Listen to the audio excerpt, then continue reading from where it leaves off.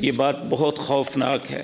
اللہ فرماتے ہیں وَلَقَدْ ذَرَأْنَا لِجَهَنَّمَ كَثِيرًا مِّنَ الْجِنِّ وَالْإِنسِ، کثیر جن اور انسان پیدا ہی جہنم میں جلنے کے لیے ہوتے ہیں۔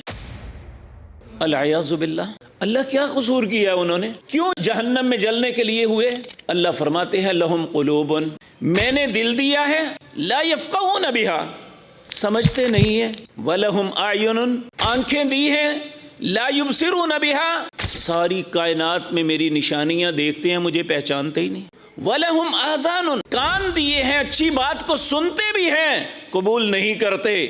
اللہ کہتے ہیں اولئک کالانعام، یہ میں انہیں انسان نہیں جانور سمجھتا۔